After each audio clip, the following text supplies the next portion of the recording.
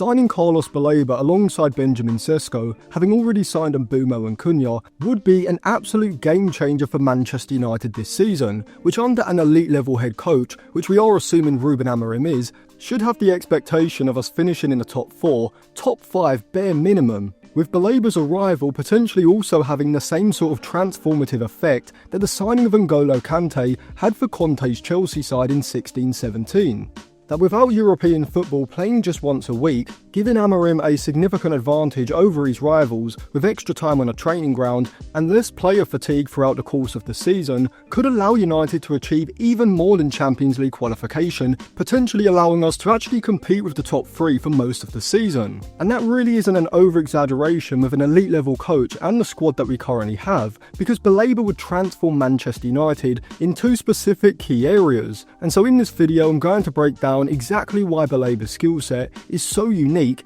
and why his introduction alone to the Manchester United midfield should see a significant overall improvement. But what are those areas and what exactly are the attributes in Baleba's skill set that make him so valuable in these phases of play? Well, in this video I'm going to be focusing on one of those areas, specifically looking at what Baleba would offer in possession, and in another video I'll come on to the out of possession area as well. And so the first area is in the build-up phase, when it comes to progressing the ball through the centre of the pitch in the middle third, which we're going to be able to see from these clips that I'm going to show you. But before I analyse the video footage, if you want to check out any cheap, good quality football jerseys, go over to jerseyfifa.co. They've got a variety of different current season and retro jerseys, including the new season Manchester United releases for the upcoming season. They sent me over the new home shirt with Bruno Fernandes on the back, as well as this white Manchester United away shirt from the 06-07 season with Ronaldo number 7 on the back, alongside this Zidane Juventus shirt from the 90s as well.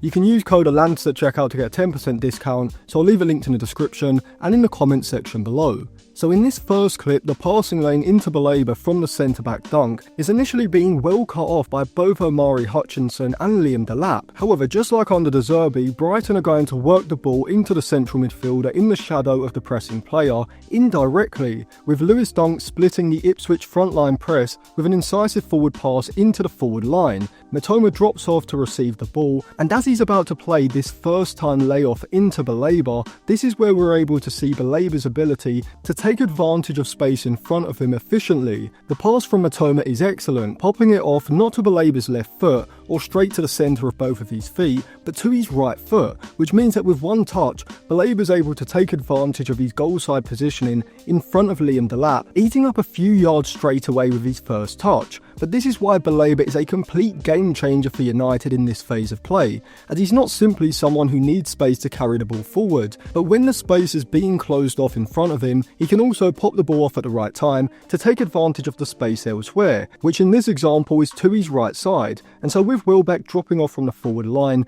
this pattern of play is exactly what we could see from United with Sesko and Baleba. Baleba splits the Ipswich midfield line before continuing his movement into the space wide of Phillips, receives a 1-2 from Welbeck, wherefrom this is where the effectiveness of his pace and power can be seen, as even though Phillips is right up alongside him on his first touch, Baleba's physical strength, pace and ball control whilst moving at speed allows him to drive past Phillips, who goes to ground knowing that he isn't going to be able to keep pace or win the physical duel against Baleba, but Baleba rides the challenge, and now after receiving the ball initially in front of the Ipswich midfield line in the centre circle, under immediate pressure from behind from Delap, Baleba has progressed the ball in behind the midfield line, with Brighton now having a 5v5 pushing into the final third, with the opportunity for Baleba to now find a run in behind or shift the ball out wide. Now in this next example, the pass is going to be played into his feet with his back to goal under immediate pressure from behind, from both his left and his right side, but this is where Baleba will immediately transform United's build-up phase, as his press resistance and ball carrying ability allows him to take advantage of the space behind the midfield line press, as when the pass goes into him, you can see that because of his body shape, the pressing player on that side, which I think is James Maddison, anticipates that Baleba is going to bounce a pass off into the right-sided centre-back. However, Baleba instead, with the element of disguise, allows the ball to roll across his body, taking it with his left foot, and immediately turning out, selling both of the pressing players. And now you can see how this one piece of play from Baleba has now opened up the whole Brighton half for him to drive into, once again progressing the ball from in front of the opposition's midfield line in the defensive third to the middle third, with Brighton now having a promising setup to take advantage of a high back line. Now in this clip, the ball gets headed down into his path and he's receiving a bouncing ball with his back to goal, once again under immediate pressure from two players behind, as well as now a player from in front, which is a type of situation where Ugarte could struggle.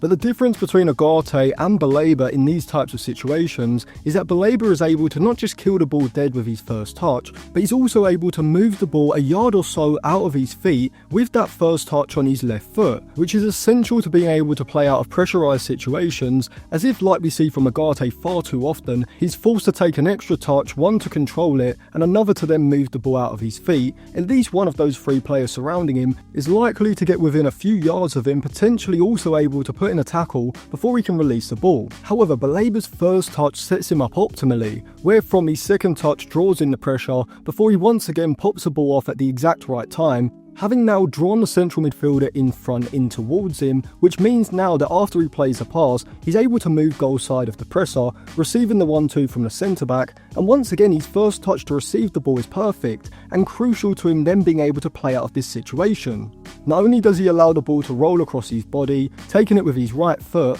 but yet again with one touch he's able to control the ball, but also get it out of his feet, drawing in the pressure and now enabling him to split the midfield line and progress the ball into the middle third. But I think this example against West Ham perfectly sums up how dramatically Baleba would improve United's ability to not just progress the ball out of pressure in the build-up phase, but also to progress the ball through the middle third and into a chance-creating or goal-scoring position in the final third. So we see here Baleba is dropping towards the ball on the edge of the Brighton defensive third. Lewis Dunk feeds a pass into his feet, and you can see the same situation, under pressure, back to goal, and in this type of situation, if it's Ugarte, the majority of the time we likely don't see him receive the ball on his back foot, with the pressure then forcing him back to the goalkeeper or centre back, and the effect of this is that now the opposition side can squeeze up the pitch, compressing the vertical space between the lines of their press and beginning to box United in. If this is Casemiro, Bruno or Mainu, potentially also Ugarte on occasion to be fair,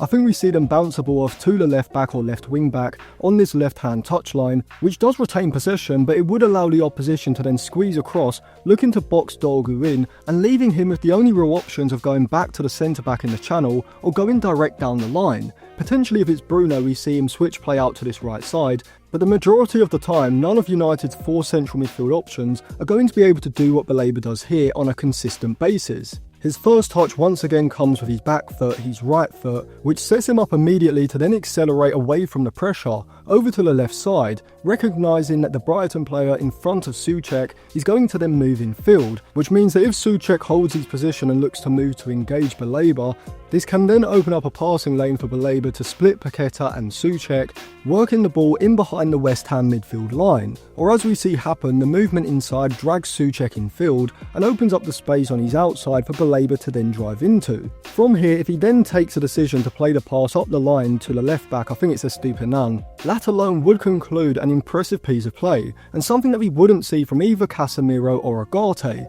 And whilst I could see Mainu or Bruno doing this on occasion to be fair, what we see next from Baleba shows exactly why he's so unique, and how he would bring a different dimension of ball progression to Amorim's midfield. In the physical duel with Paqueta, who isn't exactly the type of player who easily gets dominated in physical duels, Baleba absolutely bodies him, leaving him stumbling around like a drunk on the way home on a Saturday night, once again eating up the space in front like Luke Shaw with noodles at a Chinese buffet. Souček sees what's happened to Paqueta and doesn't want the smoke, and now Baleba has gone from receiving the ball with his back to goal in the type of situation where Ugarte would be vulnerable and probably targeted from, to being able to progress the ball into the opposition's half. However, even from here, whilst Mainu does have this sort of ball carrying ability to be able to break out of pressure, even if he doesn't do it with the sort of explosiveness and physical robustness of Baleba, this is where Baleba separates himself from Mainu, as first he has a vision to recognise that the West Ham back line hasn't had time to retreat,